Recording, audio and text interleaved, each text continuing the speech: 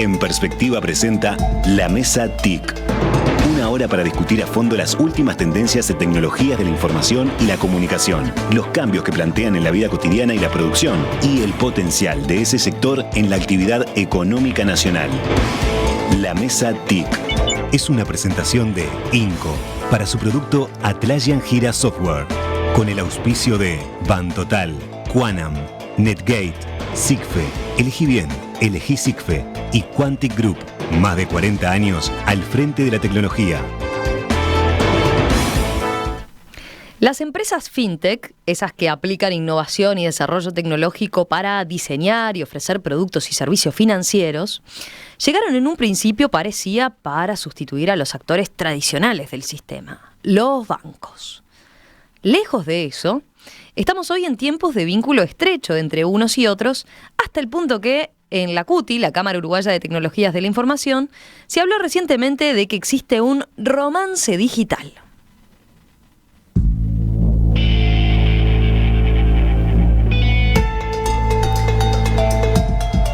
En un encuentro organizado el mes pasado por la CUTI, el presidente del Banco Central, Diego Labat, planteó que este es un momento clave para dejar la desconfianza de lado.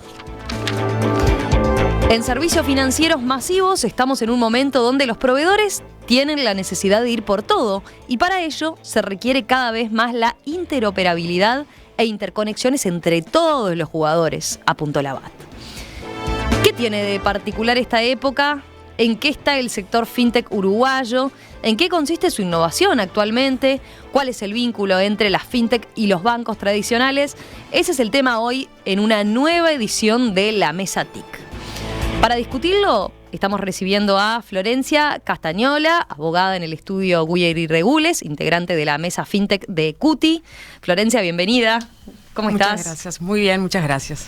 También nos acompaña Fernando Paniza, gerente tecnológico de Bantotal. Recordemos, Bantotal es una empresa de soluciones tecnológicas para microfinanzas. Fernando, bienvenido nuevamente. Buenos días. Un saludo para la audiencia.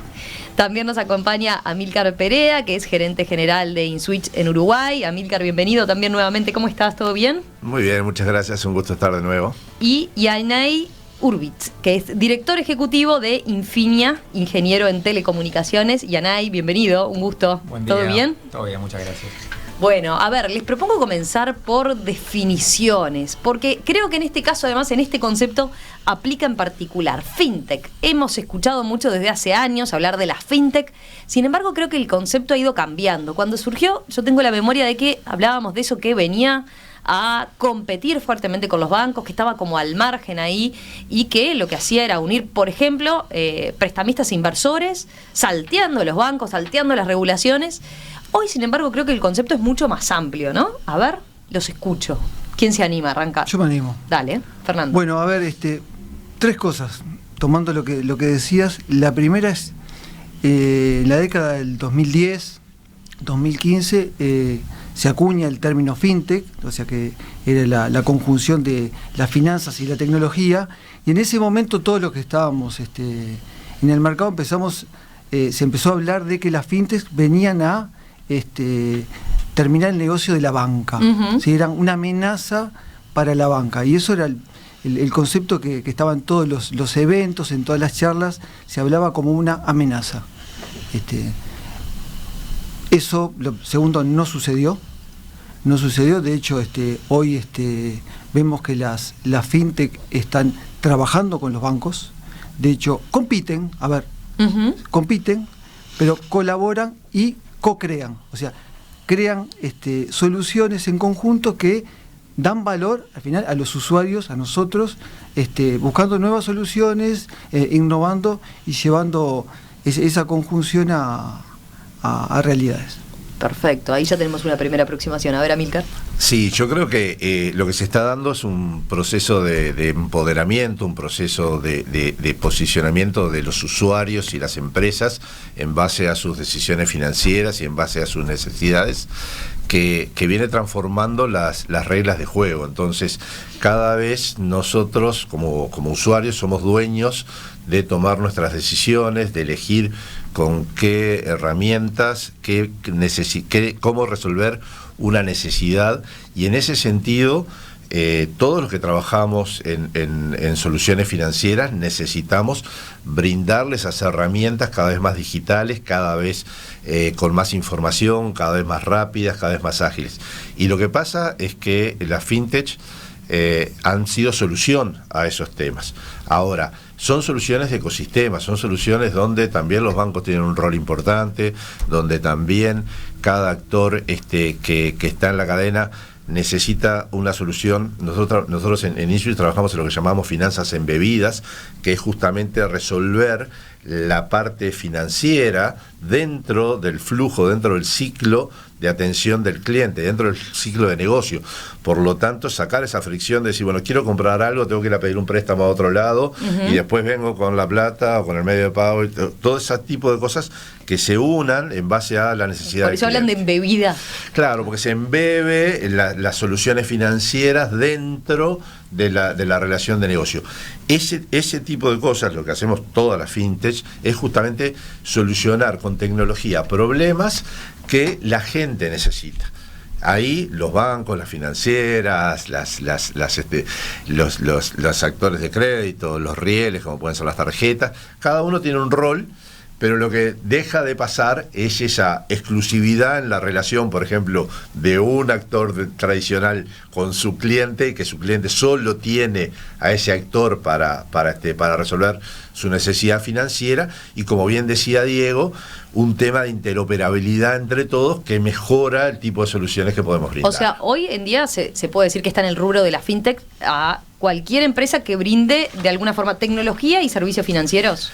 Sí, hay empresas que les ha costado más definirse como una fintech, por ese concepto inicial de que competían, pero en realidad hoy hay fintechs que compiten puramente, hay fintechs que colaboran, y hay fintechs que básicamente son de generar soluciones a cualquier actor. Perdón que sea autorreferencial, pero en Inswitch nuestro lema es que convertimos en fintech a cualquier empresa. Nosotros en realidad no vamos al usuario final, sino que le damos a cualquier banco, retail o cualquier empresa la solución que necesite para convertirse de alguna manera en una fintech y embeber las soluciones financieras dentro de su camino. Un ejemplo claro quizás es, por ejemplo, si pensamos en Apple o en Google. Apple en realidad su origen era haciendo un aparato celular. Ellos hoy en día tienen lo que llaman Apple Pay, que en realidad es un medio de pago, ¿no? Entonces, en definitiva, y Google, que en realidad es un buscador, también tiene lo mismo, tiene Google Pay. En definitiva, son empresas que hacen otra cosa, pero adentro o son parte de una fintech o tienen adentro una fintech funcionando. Florencia. Y en el estudio hemos vivido durante estos años esta experiencia que mencionan. Es decir, al principio veíamos empresas fintech que veían cómo desembarcar o cómo organizarse en Uruguay para desarrollar una actividad, a lo que es el mundo hoy. Esas empresas fintech que están mirando a la banca tradicional y son los principales interesados en tener colaboración, en desarrollar negocios en conjunto. El año pasado, con un conjunto de firmas, con 6 firmas de la región, hicimos un relevamiento de cuál era ese interés de la fintech en tener esta asociación con los bancos, y dio un resultado de que el 70% de la fintech tenía un interés real en colaborar y en asociarse, compitiendo, por supuesto, siempre, como decía Fernando, con los bancos. Y obviamente eso para mí obedece a una razón de mercado, que es que en la TAM sigue existiendo un 50% de gente que maneja el efectivo, y la fintech lo que vienen a hacer de alguna forma es a desarrollar mecanismos por los cuales se incluye en el sistema financiero a personas que no han sido incluidas. Entonces ese interés sigue estando, y sigue estando al lado de la banca tradicional, asociándose con la fintech. Ahí tienen un objetivo común, digamos. Exacto. Está bien, compiten en ciertos nichos, pero también es cierto que por otro lado tienen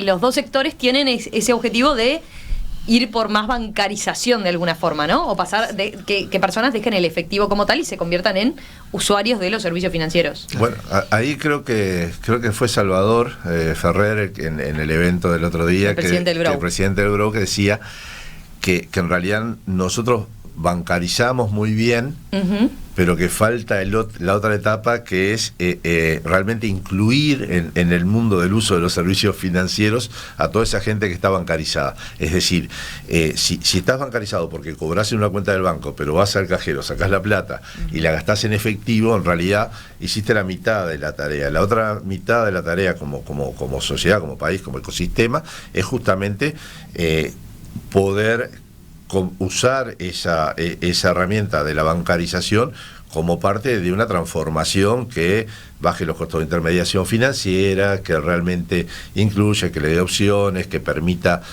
manejar otro tipo de soluciones a todas esas personas, que de repente los que están sí incluidos tienen mejores opciones, tienen más herramientas para sus soluciones financieras. Hoy me definían más temprano como las fintech a veces son el brazo ejecutor del banco. ¿Podemos seguir viendo esas relaciones ahí? ¿Qué tipo de servicios están dando en conjunto, o en qué se ve concretamente ese grado de competencia y ese grado de cooperación más en el día a día, el usuario? ¿En qué lo puede ver? Yo primero creo que entre la banca y la fintech hay múltiples relaciones.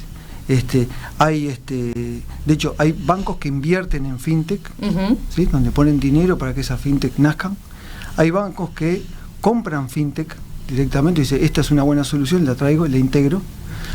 Hay fintech que compran bancos. Ajá. Se han dado casos de fintechs muy exitosas que necesitan el banco para operar. Entonces, y dicen, bueno, mi mejor estrategia es comprar un banco y transformarme en banco. Hay fintechs o bancos que nacen como fintech, que son los neobancos o los bancos digitales, que nacen con la velocidad de no tener sucursales y directamente que los usuarios tengan la experiencia de una fintech en un celular. Entonces todo eso ha traído de que los bancos en estos últimos años se han adaptado. Esto no es nuevo, a ver, los bancos se vienen adaptando. El banco más antiguo del mundo fue fundado, que está hoy activo, fue fundado en 1472, en la época de Leonardo da Vinci. ¿Sí? El JP Morgan tiene más de 200 años, bueno, el Banco de la República fue fundado en 1896, o sea, continuamente se están adaptando. Entonces creo que la fintech lo que le han traído es un catalizador de innovación, poniéndose en los pies del usuario final. Esa me parece que es interesante. A ver, Amílcar, vos que acuñaste el término, es el romance que tienen hoy en día. A ver. Bueno, en realidad es una co-creación con un amigo, con el ChatGPT. Cuando teníamos que armar el evento, le estuve preguntando a este amigo cómo ponerle un nombre, y bueno, salió ahí banca y fintech, romance digital en tiempos de innovación, muy poético, mi amigo ChatGPT. A ver, nosotros tenemos clientes que son bancos, tenemos clientes que son neobancos, tenemos clientes que son de todo tipo de empresas. Entonces hoy en día la fintech estamos sirviendo a eso, muchas veces asociados con los bancos, muchas veces simplemente usando a los bancos, pero eso es una decisión de quien arma el servicio. Para que la gente entienda, por ejemplo, cosas que están buenas, te puedo referir, por ejemplo, un banco muy tradicional en Centroamérica que necesitaba dar una solución digital de avanzada, pero que con sus sistemas tradicionales claramente no podía, y ahí, por ejemplo, usa nuestra solución de Banking as a Service como si fuera un banco digital, pero el propio banco tradicional usa nuestra solución de payments para resolver, o de pagos para resolver todas las interacciones con todo el resto del ecosistema, y también la parte de emisión de tarjetas digitales, y que son soluciones que realmente permiten dar otro tipo de dinámica, que si no el banco, con sus proveedores y sus soluciones tradicionales, queda fuera de la jugada de lo que las fintech, las billeteras electrónicas, los distintos tipos de soluciones que empiezan a aparecer del mundo más fintech, ponen arriba del mercado.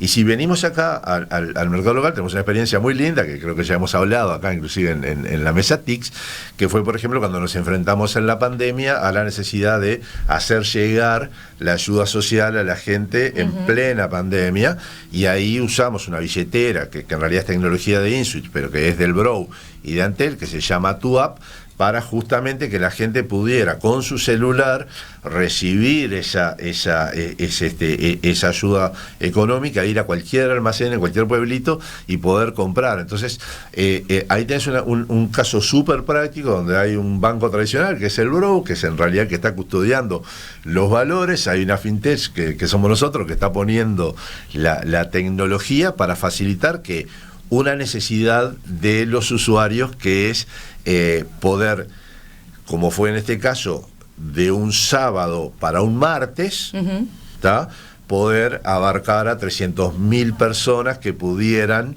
empezar a comprar. Imagínate eso si tenemos que emitirles plástico, darlos de alta por los métodos tradicionales. Realmente se precisa la tecnología para solucionar problemas.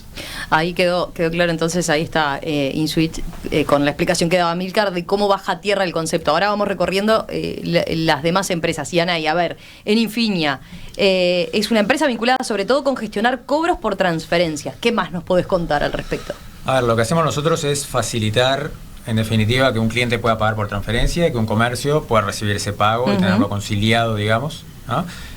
Los rieles de lo que es transferencia en la región, no solo en Uruguay se está trabajando ahora y de hecho ya están las transferencias inmediatas, pero en la región ha avanzado exponencialmente. Tenemos el caso de Pix, que seguramente mucha gente escuchó hablar en Brasil, el caso específico del sistema bancario en Brasil.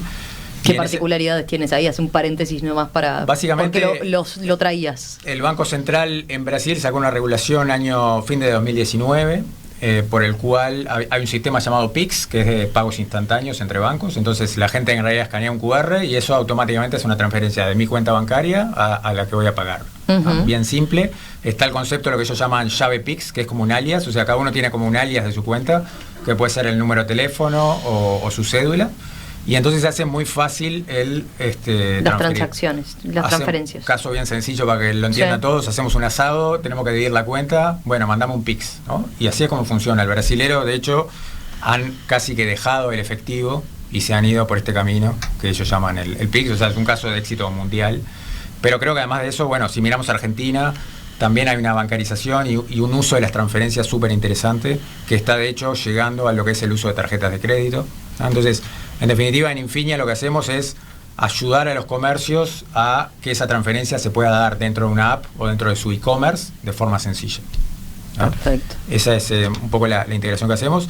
Y bueno, un poco siguiendo lo que dice Amílcar, creo que hemos visto una evolución y una apertura de los bancos que a mí por lo menos me llamó la atención en los últimos años. ¿Cómo es el vínculo en el caso de ustedes con los bancos? Muy abiertos, o sea, tenemos integración. De hecho, en los 4 países donde operamos hoy en día, que es Argentina, Uruguay, Paraguay y Brasil, tenemos integración con muchos bancos, ¿ah? Y está la apertura de ellos. ¿Cómo son ahí? O sea, ¿son socios, clientes? ¿Los tienen como clientes? ¿Cómo es el vínculo? En realidad ahí estamos como socios, depende del país. En algunos casos somos socios y se dividen las ganancias, digamos. En otros casos simplemente te abren lo que llaman la API, o sea, es como que te dicen, bueno, esto es el set de servicios que vos podés usar tecnológicamente y yo te cobro una mensualidad o te cobro por las transacciones, ¿no?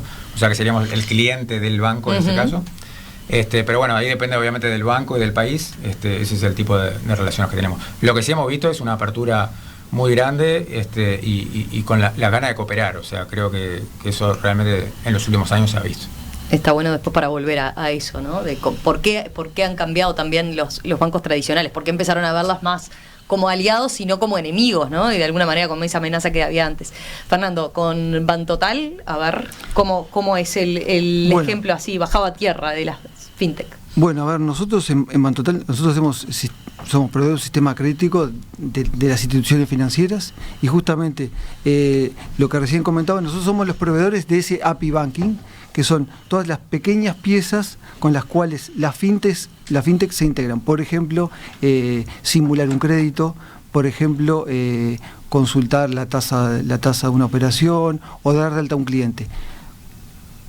Integrados todos esos servicios permiten hacer el proceso como si fuera hecho en una sucursal. Por ejemplo, si un cliente va a hacer un préstamo. Casos concretos que nosotros resolvemos es, por ejemplo, empresas que eran retail, comercio, que venden, por ejemplo, celulares, en el caso de Perú, por ejemplo, donde tiene una gran cadena de tiendas. Ellos hicieron su financiera, entonces en cada uno de los puntos de venta de los shopping, de los centros comerciales, directamente, lo que decía Amílcar, con el concepto de finanzas embebidas, en el mismo lugar donde se produce la necesidad, se le vende el crédito sin tener que ir a solicitarlo a una sucursal. Eso se extrapola a la financiación de educación, por ejemplo, de servicios clínicos, por ejemplo, cualquier clínica, o también en la hoy algo. Ahí, por ejemplo, para ponerlo de vuelta en un ejemplo concreto, en la clínica, a ver cómo funcionaría. Bien concreto, si yo quiero voy a una clínica y estoy interesado en que me hagan una intervención, podría ser una intervención dental, por ejemplo, el banco o la financiera está presente haciendo que la propia clínica le sugiera, le prescriba que tome un crédito para hacer esa compra. Intervención. Exactamente. Y directamente el cliente está en contacto con la clínica sin tener que trasladarse. Ahí mediante tecnología, comprobantes, o utilizamos por ejemplo WhatsApp para enviar las constancias de domicilio, y en el mismo momento se aprueba el crédito y hace la compra. Eso también, hoy está muy en boga también todo lo que es la financiación de automotriz, de la compra de vehículos. Es un caso canónico donde se utiliza muchísimo el concepto de finanzas embebidas. En nuestro país, ¿no? En nuestro país. ¿Sí? Ya se está empezando. Sí, nuestro país. ¿Sí? Sí, nuestro país. Ahí cómo opera. O sea, voy a la automotora, me gustó tal auto, y ahí aprovecha la automotora y me dice, ¿y por qué no te pedís el crédito? Estoy interesado en financiarlo, cuáles son las condiciones, se simula el crédito, se hace todo el proceso de otorgamiento, y si en caso de calificar, compro el vehículo con la financiación de la institución que corresponda. Bien, perfecto. Florencia, como decíamos antes, a ver, tú sos abogada. Exacto. Sos del otro palo. ¿Te han aceptado bien? Parece que sí.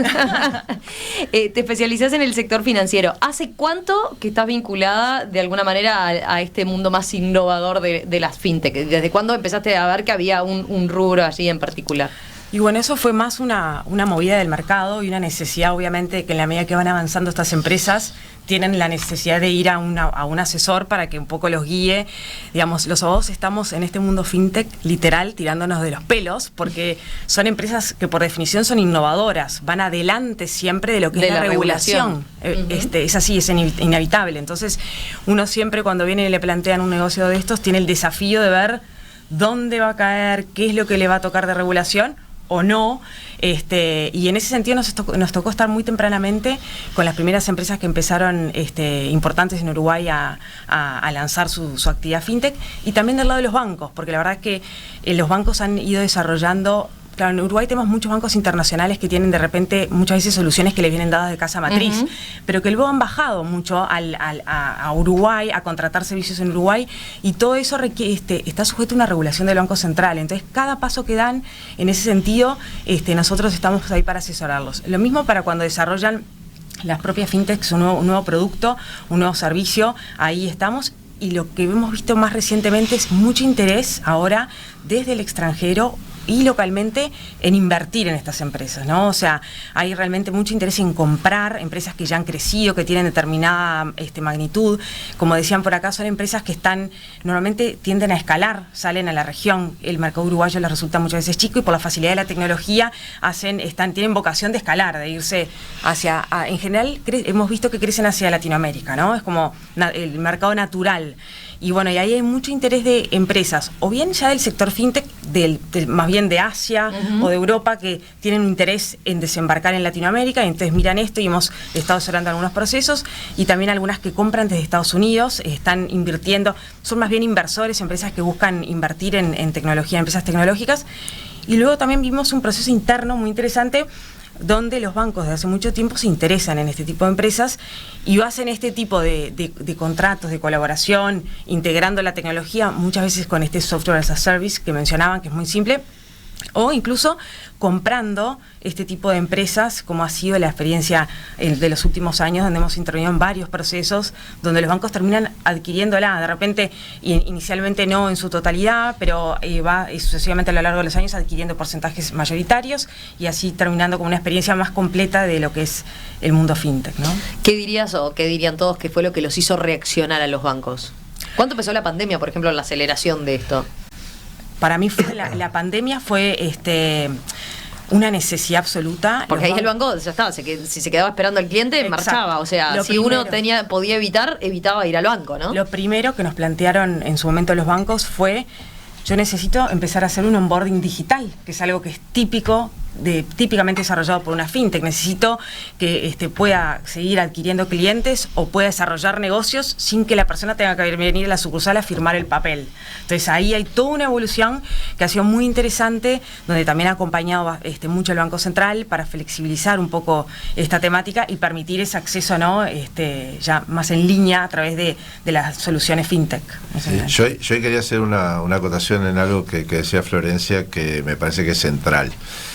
Primero, todas las empresas tecnológicas, pero sin dudas todas las fintech, apuntamos al mercado global, ya sea Latinoamérica, ya sea un poco más extendido, y por lo tanto una de las cosas que también hablábamos con el presidente del Banco Central y demás, es que esas fronteras y esas regulaciones se van desdibujando, en el sentido de que las soluciones que nosotros brindamos muchas veces tienen que ver con solucionar un problema que no necesariamente tiene una limitante geográfica. Por ejemplo, en el caso de InSwitch, nosotros, la mayoría de los clientes que tenemos, que son grandes empresas, tienen necesidad de hacer su negocio en múltiples países de Latinoamérica. Y lo que nosotros les resolvemos en InSwitch justamente es que una gran empresa, ¿tá?, pueda, con una única solución tecnológica, operar en esos múltiples mercados, ¿tá?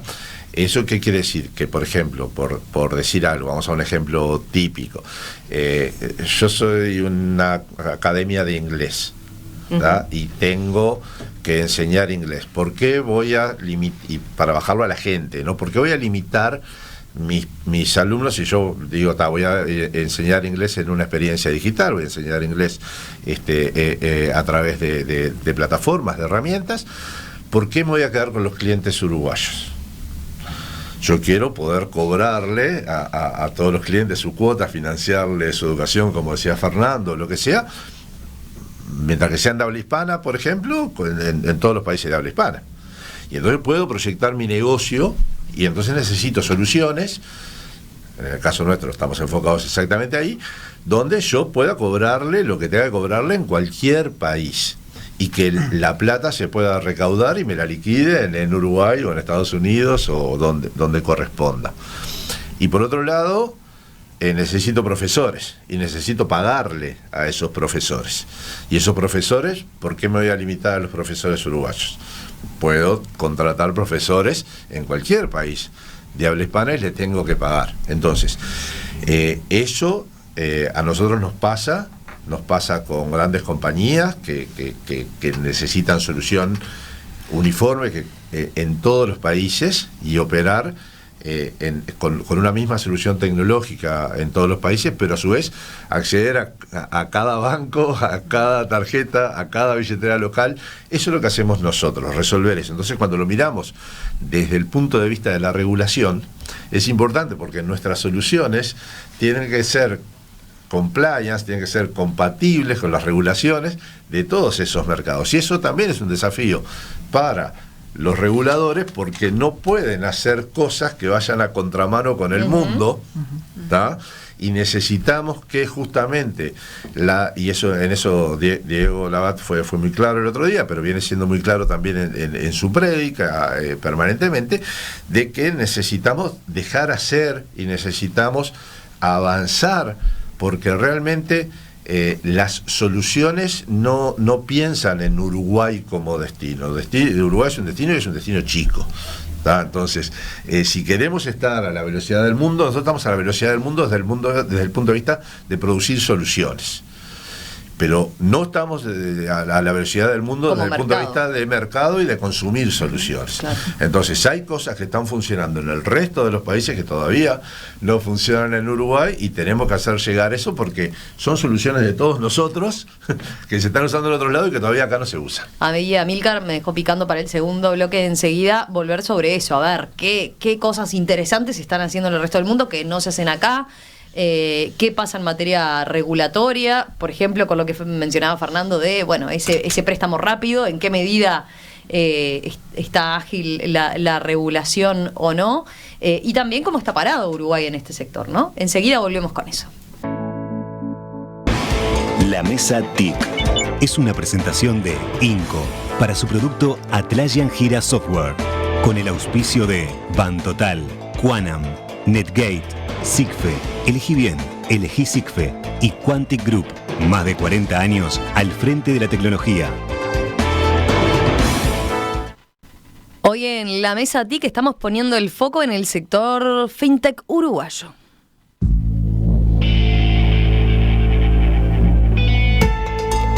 ¿En qué se está innovando en materia financiera en nuestro país? ¿Cómo estamos parados en comparación con otros países? ¿Cómo es el vínculo de estas empresas con los bancos tradicionales? ¿Hay desconfianza o un acercamiento que muchos señalan como necesario? Ese es el tema hoy en nuestra Mesa TIC y de eso estamos conversando con Fernando Paniza de Bantotal, Amílcar Perea de InSwitch, Yanay Urbitz de Infinia y la abogada Florencia Castañola, especialista en fintech de Guyer y Regules. A ver, tengo algunos mensajes de los oyentes que quiero compartir con ustedes. Alberto dice, el desafío de la industria financiera no es prestar dinero. Para eso la gente y las empresas hacen cola. El desafío es lograr captar dinero, donde se necesita confianza. Y es en este punto donde la tecnología necesita trabajar más para inspirar esa confianza y es lo que está muy regulado hoy. ¿Cómo ven este punto que menciona? Porque es cierto que lo hablamos hasta ahora del sector para brindar servicios, ¿no? Para vender servicios, para facilitarle al cliente el que tome créditos, pero no para él, por ejemplo, el ahorro, entre otras cosas, ¿no? ¿Cómo ven eso? Desde el punto de vista de la decisión de las personas o de las empresas para tomar opciones de ahorro, si bien no es lo que está más avanzado en el mundo o en el ámbito de acción de la fintech, sin duda creo que aportan muchísimo, porque al final de cuentas lo que se precisa es información y lo que se precisa es control. Es en ese sentido donde la fintech no renegamos de la regulación. Las fintech, obviamente, necesitamos confianza. Hoy en día, cuando hablamos de ahorro, o de captación, hablamos justamente de circuitos donde esa captación se haga desde una lógica de un negocio que hay atrás, que muchas veces es el de la financiación. Es decir, los bancos lo que hacen básicamente es captar para con esa plata poder colocarla. Uh-huh. Entonces, en ese sentido yo creo que la fintech aportamos, pero la confianza no es necesariamente de las fintech. La confianza es del ecosistema. Cuanto más transparente, ágil, informado sea ese ecosistema, y ahí la fintech podemos aportar mucho, sin duda las opciones de captación tienen que ser reforzadas. Yo en ese tema, a ver, por nuestro trabajo con los bancos, el custodio del ahorro de las personas, de las sociedades, son los bancos. Uh-huh. Por eso y ahí están las regulaciones. Lo que nosotros vemos ahí que hay mucha colaboración, incluso bancos que hacen ahí fintechs que se llaman las billeteras, donde lo que hacen es aliándose con fintechs, lo que hacen es la facilidad de que los usuarios manejemos el dinero, ¿sí? De una manera. Nuestro dinero, o sea, el banco, el dinero está en el banco, pero lo que hacen las fintechs es la facilidad de moverlo de una manera, o sea, yo no necesito darte mi número de cuenta, sino que te doy mi número de celular para poder girarme dinero. Entonces, ahí creo que hay una buena alianza, pero la custodia del ahorro sigue siendo el banco, y ahí es donde aplican las regulaciones fuertes, porque está el ahorro de la sociedad, ¿verdad? Tengo otro mensaje que, por ejemplo, planteaba Guso. En Paraguay está el CIPIAP y CPI, Sistema de Pagos Inmediatos. Y dice, bueno, obviamente los 24 días del año, pero la dificultad es tener que consultar al banco para poder saber que te llega la plata, por ejemplo. Todavía hay ahí cierta... Hay como dos tiempos, digamos, podés hacer el pago inmediato, pero todavía hay cierto retraso para ir a la cuenta tradicional del banco. Sin duda, de hecho lo vemos, hay un montón de empresas grandes de acá que siguen, digamos que la forma que tienen de operar es, te aceptan un pago por transferencia, pero después tienen que llamar a un financiero o a alguien que es el que tiene acceso a la cuenta bancaria para que entre de repente 300 veces al día a la cuenta a verificar si entró el pago y poder liberar ese servicio o producto. O sea, creo que por ese lado hay obviamente espacio para innovar, para hacer las cosas más en tiempo real, así como las transferencias están siendo en definitiva en tiempo real, y sería lo mismo que cuando alguien te paga con un billete y vos sabés que ese billete no es falso y que te entró en la mano. Bueno, lo mismo tiene que pasar a la hora de hacer una transferencia a cualquier otro medio de pago, ¿no? O sea, con una billetera electrónica o cualquier otro. Ahí queda camino entonces para agilizar la cosa. Sin duda, o sea, hay dos temas, ¿no? Yo creo que hay una tendencia a lo que se llama RTP, Real Time Payment, que es pagos en tiempo real. Esa es la tendencia mundial, en Uruguay no es la excepción. Es decir, hoy en día todo fluye y la idea es que los pagos digitales sean en tiempo real. Va de uno a otro en tiempo real. Eso trae consigo todo el tema de fraude. Generalmente a la gente que va a hacer fraude le gusta que los pagos sean lo más instantáneos posible porque abre puertas a todo lo que es fraude. Entonces, tanto la tecnología como la regulación tienen que ir acompañando esta evolución que estamos viendo de lo que se llama pagos en tiempo real para evitar eso que le mencionaba de los fraudes. O sea, porque tecnológicamente todo se puede hacer, pero también a nivel de fraude también se está abriendo una puerta importante para que todo se pueda hacer. Entonces ahí es donde la regulación tiene que acompañar muy fuerte también a lo tecnológico. Habíamos quedado en eso. ¿En qué otras áreas se está innovando en el mundo, además de las que ya mencionaron ustedes? A ver, por ejemplo, se habla de que pueden venir los pagos biométricos con reconocimiento facial. ¿Qué tan lejos estamos de eso? En realidad, nada. Los métodos de autenticación o los métodos de validación de una transacción son múltiples y van a seguir variando. O sea, es difícil para nosotros imaginarnos hoy qué va a pasar en 2-3 años para adelante, porque esto es una evolución constante. Pero lo que sí pasa, más allá de si pagamos haciendo una seña del truco o cómo queremos validar una transacción, es el qué podemos hacer. Porque a veces nos quedamos con esa parte del cómo lo hacemos, y en realidad lo más importante para mí es el qué podemos hacer.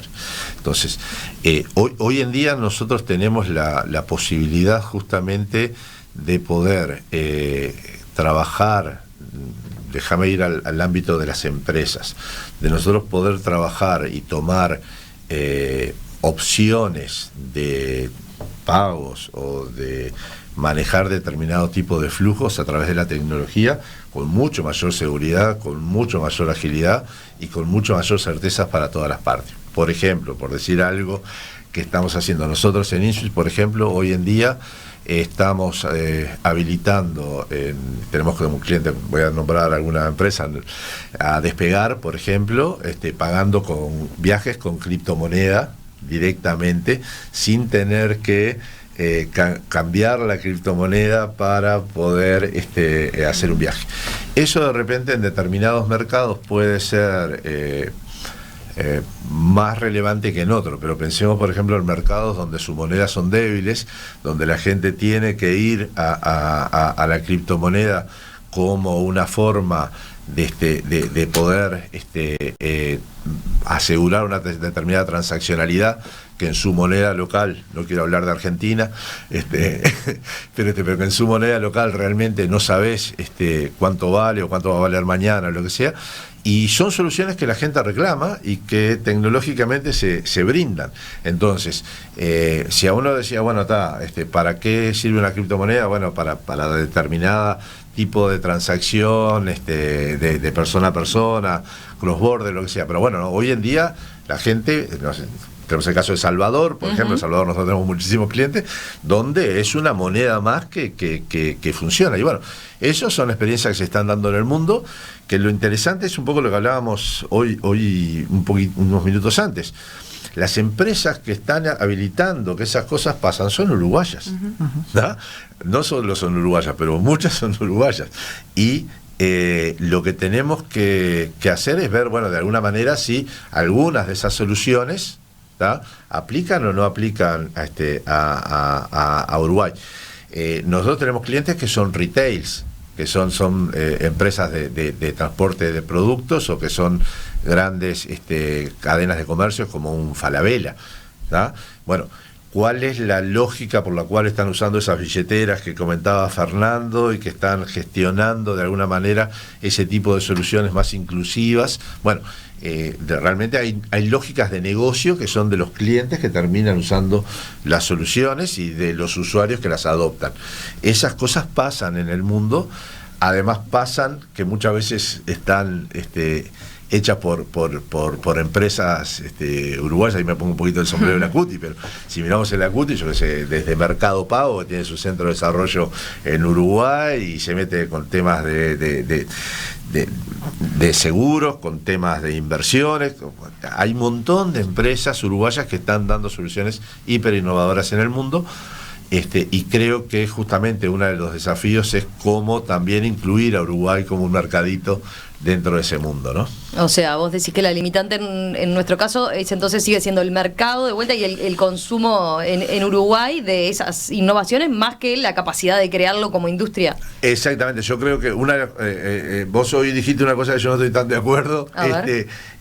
InSwitch, por ejemplo, desde el día 1 apuntó al mundo, y después Uruguay, siempre que hacemos algo en Uruguay es algo que ya hicimos en otro lado y lo estamos trayendo acá ya con una experiencia valiosa. Yo creo que en realidad las empresas uruguayas nacen mirando al mundo y no necesariamente hacen experiencias en Uruguay primero, muchas veces hacen esas experiencias en el mundo, y yo creo que acá el desafío es justamente de los actores de la economía, es decir, de las grandes cadenas de distribución, de los bancos, de las empresas, que digan, bueno, a ver, ¿qué puedo usar de innovación financiera para mejorar mi negocio?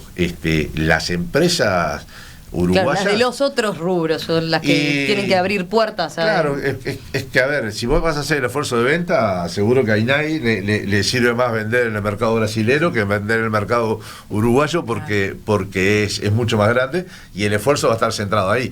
Entonces, yo creo que en realidad lo que está buenísimo de este tipo de encuentros es poder difundir lo que hacemos para que a algunos actores de la economía digan, che, a mí me interesaría ver cómo hacemos eso, o algunos actores socios nuestros, como ser los bancos, digan, che, ¿por qué no le ofrecemos juntos a mis clientes este tipo de soluciones? ¿Cómo ven ese tema?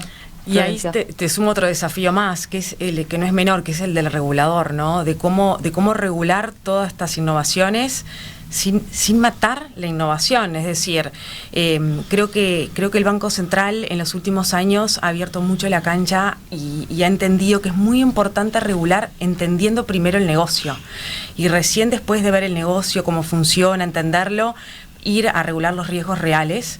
Eso es lo que se aspira, obviamente, y creo que está haciendo ahora toda una interrelación con los actores del sector privado, expertos, asesores, etcétera, que es una experiencia muy buena, donde justamente se está acercando para escuchar a este sector, para ver cuáles son las experiencias que traen y tienen en otros países que puedan traerse a Uruguay, y sobre eso después ver de efectivamente desarrollar algún tipo de normas si es necesario. Uruguay ha optado no en forma distinta de lo que ha hecho México. Por ejemplo, México tiene una ley fintech de hace varios años, que es como una ley general, integral del sistema fintech. Chile la acompañó desde el año pasado, también tienen. Uruguay no ha ido por ese camino. Lo que se ha buscado es regular por verticales, y siempre que sea necesario. Por verticales. Es decir, si por ejemplo se detecta que hay actores que están desarrollando servicios de pagos, Uruguay, por ejemplo, reguló lo que son los prestadores de servicios de pago y cobranza, y los emisores de dinero electrónico, o sea, el negocio, pero no ha regulado en forma genérica por principios generales que abarcan todo, digamos, el sector, ni regulaciones generales que aplican a cualquier parte, a cualquier desarrollo fintech, sino necesidades puntuales donde no había regulación previa y se encontró eso. Lo mismo está pasando con los activos virtuales. En este momento el Banco Central todavía no emitió regulación, hay un proyecto de ley en el Parlamento con media sanción que le va a dar potestad al Banco Central de regular, pero en todo este tiempo ha generado mesas a nivel de la Oficina de Innovación del Central para recoger las experiencias, para ver los modelos de uso que tienen los activos virtuales, para ver dónde están efectivamente los riesgos. Ahí cuando hablamos de activos virtuales, ¿a qué te estás refiriendo en este criptomonedas, caso? Por ejemplo, es lo más conocido, ¿no? Las criptomonedas con distintas variantes y distintos usos. Naturalmente al Banco Central le interesa activos virtuales que tengan efecto en el sistema financiero, que tengan efectos financieros, no otros que de repente exceden. Que pasan por otros carriles, que no llegan al sistema financiero tradicional. Bien. Y en eso, bueno, la experiencia creo que en los últimos años ha sido muy positiva. Distinto a lo que vimos al principio, no sé si coinciden, pero al principio se regularon 2 actividades que fueron el peer-to-peer lending en Uruguay, y la experiencia muestra que hasta el día de hoy nadie se inscribió en esa licencia. ¿Por qué? Porque se la reguló. Son las empresas que administran plataformas de préstamos persona a persona. Un poco lo que dijiste, cómo nacieron las fintech, que al principio eran para saltear los bancos. Bueno, Uruguay muy tempranamente, creo que fue en el 2017-18, emitió una normativa sobre eso. Pero quizás no con el suficiente conocimiento y la experiencia de mercado. Lo que generó es que los actores que estaban en ese sector se dejaran de hacer esa actividad. Eran muy pocos y dejaran, y hasta el día de hoy nadie se inscribió bajo esa licencia. Algo parecido está pasando con otra licencia que es el crowdfunding, que también es un negocio que está en la órbita del sistema financiero, que no ha generado, digamos, todavía gente que se haya inscrito ahí. Sé que es parte de lo que se está revisando ahora a nivel del Banco Central, porque la experiencia no ha sido muy buena en ese sentido, ¿no? Pero ahí, claro, también es cierto que es un tema delicado, ¿no? El préstamo directo que se estaba dando entre las partes, ¿no? El unir partes que estaban.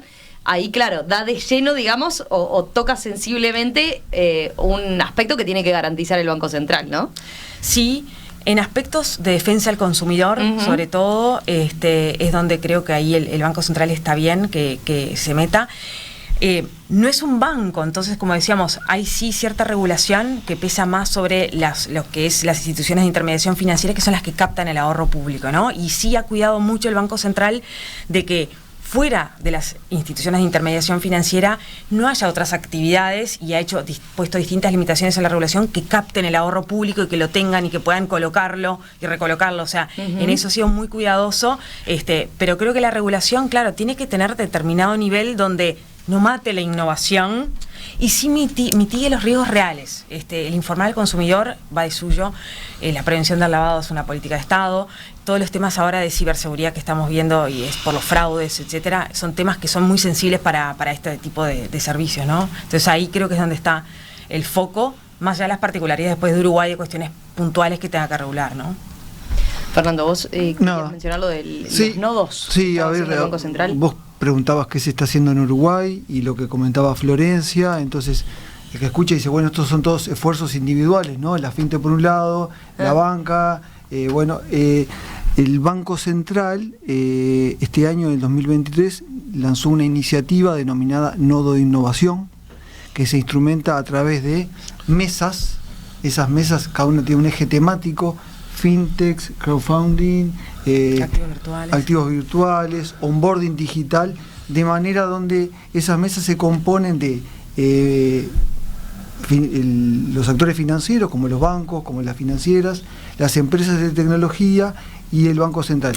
Pero no están lideradas por el Banco Central, sino que se elige uno de los actores, que puede ser una financiera, un banco o cualquier de esas entidades. Entonces lo que nos sentamos es a discutir de cada una de esas líneas de trabajo y entre todos, pensando en forma amplia, buscar cuáles son las mejores soluciones que pueden para resolver todos estos problemas que estamos planteando de necesidades financieras de las personas.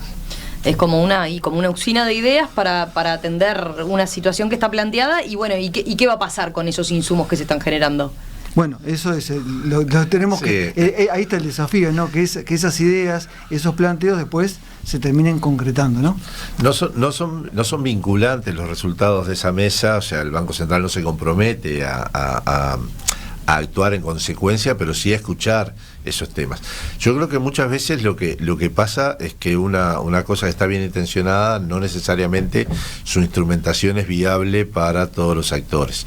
Una experiencia, y Anaí creo que hablaba de Brasil hace un rato, una experiencia interesante, por ejemplo, son cómo está regulando algunos temas Brasil, donde en realidad pone todos los resguardos, ¿tá? para una determinada actividad, pero las obligaciones las va regulando en base a que las empresas lleguen a un determinado volumen o lleguen a una determinada cantidad de plata que mueven o una determinada cantidad de usuarios o lo que sea. De esa manera no te pone que vos tenés que tener todo con el mayor nivel y antes de saber ni siquiera si el negocio te funciona. Entonces, cuando Florencia recién hablaba de que se han hecho regulaciones y que después nadie aplica a esa licencia para poder hacer el negocio, bueno, esa regulación no está funcionando, ¿tá? Es distinto si vos decís, bueno, a ver, ¿qué es lo importante acá? Bueno, lo importante acá es esto. ¿Esto otro es importante? Sí, es importante cuando llegue a determinado volumen, cuando haga tal tipo de actividad. Bueno, entonces te dejo hacer hasta acá, ¿tá? Y no te pongo todas las barreras de entrada, porque también si lo miramos desde el punto de vista de quien va a hacer el negocio, todo eso cuesta esfuerzo, plata, tiempo, sacar una licencia, tener todos los reportes, tener todas las cosas que de repente muchas veces no necesariamente son necesarios desde el día uno. Entonces yo creo que estos espacios de diálogo son interesantes para ver, ¿tá? Y para ver las realidades. Yo el otro día en una de las mesas contaba la experiencia, y bueno, está así, abrir una cuenta bancaria para una fintech para poder operar, ¿no?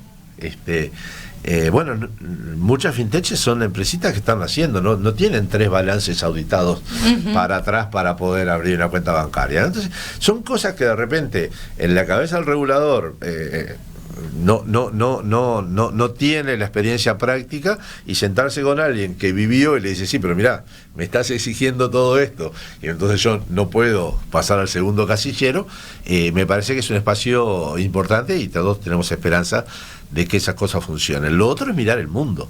El mundo está evolucionando y tienen regulaciones, ¿no? Bueno, ahí está. Mi pregunta iba en comparación con el mundo, entonces. ¿Cómo estamos en ese balance? Porque Florencia hablaba hoy de la dinámica que está teniendo también este sector, ¿no? Y el interés creciente de, bueno, como sabemos, nuestro sector uruguayo muy bien posicionado en tecnologías, se adapta muy bien. Las fintech uruguayas están vendiendo soluciones muy innovadoras para otros mercados. ¿Cuánto pesa, no sé, a la hora de, por ejemplo, los inversores de mirar a este mercado? ¿Cómo se está aportando Uruguay en cuanto a regulaciones? Bueno, ahí estamos creo que a mitad de camino. O sea, hay países que han manejado, digamos, más temprano que tarde todo este tema de conocer el mercado, de meterse, han creado. En algunos países está la experiencia de los sandbox regulatorios, que quizás han escuchado, pero es la posibilidad de que una empresa que está desarrollando una solución innovadora pueda, dentro de un ambiente controlado, probarla, mostrarla, ejecutarla, digamos, con ciertos límites, un poco en línea con lo que decía Amílcar, y sobre eso el regulador está arriba, está mirándolo y va regulando y va viendo los riesgos y va regulando. Es una solución que existe en varios países desarrollados y en la región también, y creo que es muy interesante.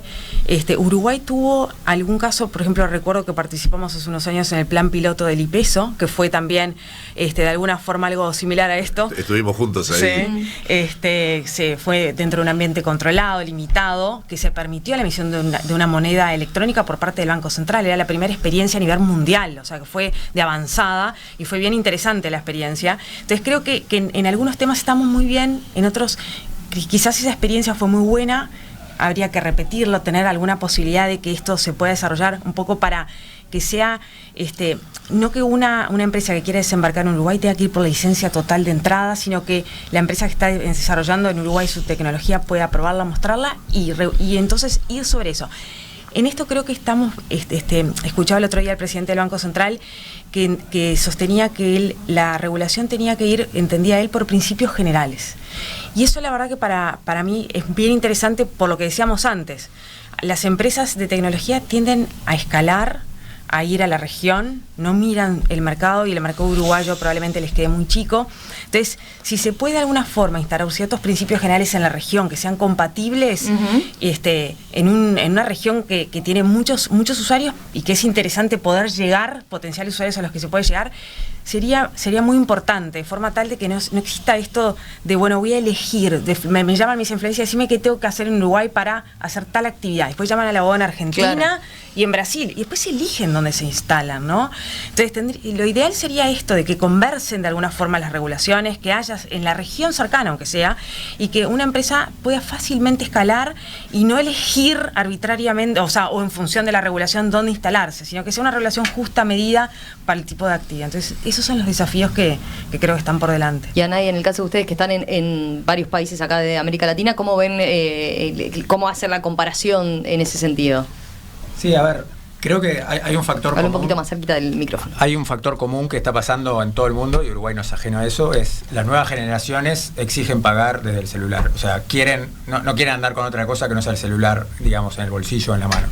Entonces, todo lo que sigue a eso, o sea, quieren básicamente resolver todo desde ahí, y los pagos, o pedir un crédito, o lo que sea, también debería ser posible por ahí. Entonces, creo que de la óptica en Uruguay lo que tenemos que hacer es eso, estoy de acuerdo que estaría bueno si a nivel regulatorio pudiéramos acompañar el avance de la tecnología con regulaciones más flexibles para poder hacer esos testeos de forma rápida y sacar nuevos productos. Lo que nos pasa a nosotros es un poco lo que comenta Amílcar, al tener obviamente mercados más grandes afuera, y donde está más allanado, si se quiere, la parte regulatoria también, es un terreno como más fértil para la fintech como nosotras de poder ofrecer nuevos servicios.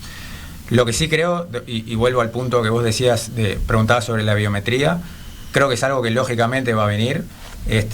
Yo me imagino los pagos de acá a 5 años y nadie va a llevar ni siquiera una tarjeta consigo, van a ser de alguna forma con el celular.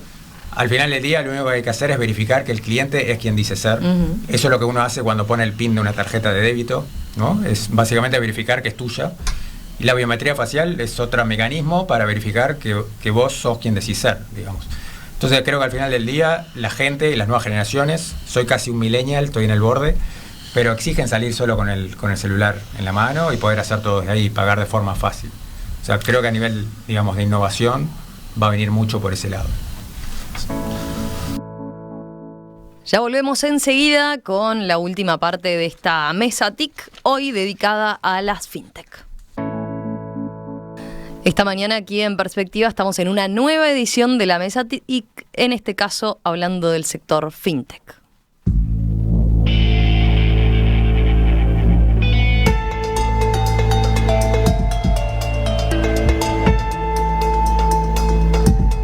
Ya para ir redondeando, a ver, voy a algunos mensajes de los oyentes. Marcos plantea, el crédito está demasiado disponible porque hay demasiado capital ocioso, con la fintech más aún.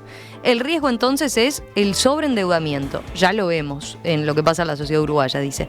Deberá la tecnología educar y prevenir. ¿Cómo ven ese aspecto que tiene de alguna forma clara relación con el sector, no?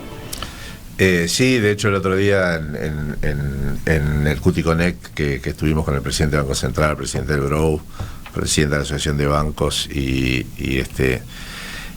Mercado Pago como representante de FinTech, hablamos de la educación financiera como una necesidad que yo creo que en realidad todo lo que da más libertad y todo lo que da más opción a la gente también tiene que venir acompañado de educación. Sin duda las fintech están abriendo esa cancha y sin duda la educación financiera es absolutamente fundamental.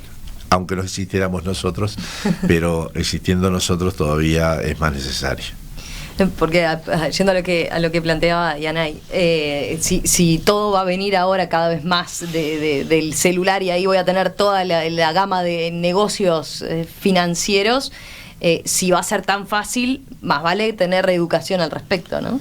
Sí, sin duda. Y ahí van a jugar un rol importante hasta las redes sociales y los influencers y un montón de otras cosas que ya están pasando en otro tipo de ámbitos y también va a pasar en lo financiero, o sea, ¿no? Las generaciones nuevas yo creo que se van a terminar también nutriendo o haciendo caso a muchas de esas cosas, ¿no? que van a llegar a través de las redes y demás, ¿no?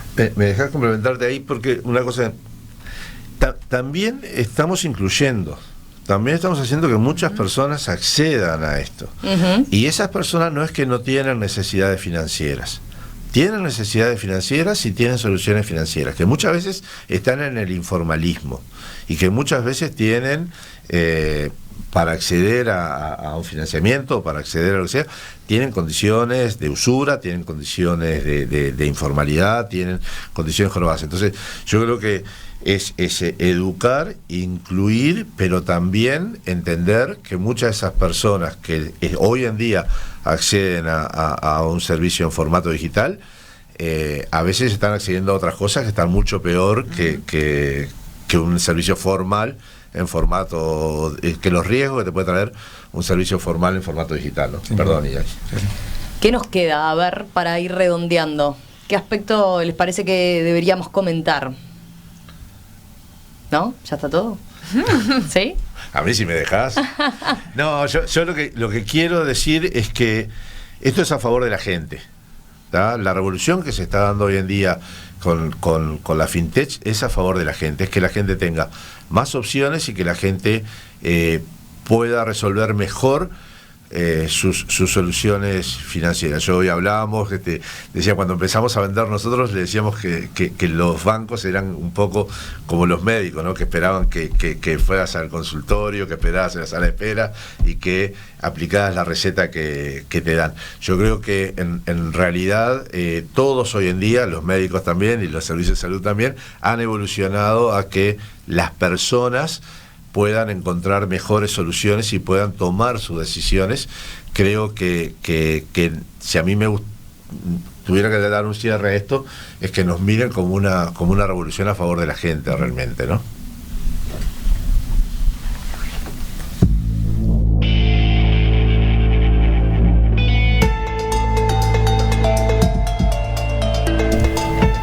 Yanay Urbit, de Infinia, Amílcar Perea, de InSwitch, Fernando Paniza, de Bantotal, Florencia Castañola, de Guyer y Regules. Gracias, gracias por estos minutos esta mañana aquí en Perspectiva, por acercarnos a este tema, y lo seguimos de cerca, porque esto evoluciona, cambia mucho, y vale la pena estar al tanto de cuáles son las novedades entonces en este mercado. Gracias. Gracias a ti. Muchas gracias. La Mesa TIC fue una presentación de Inco para su producto Atlassian Gira Software. Auspiciaron Bantotal, Quanam, Netgate, Sigfe, Elegí Bien, Elegí Sigfe y Quantic Group. Más de 40 años al frente de la tecnología.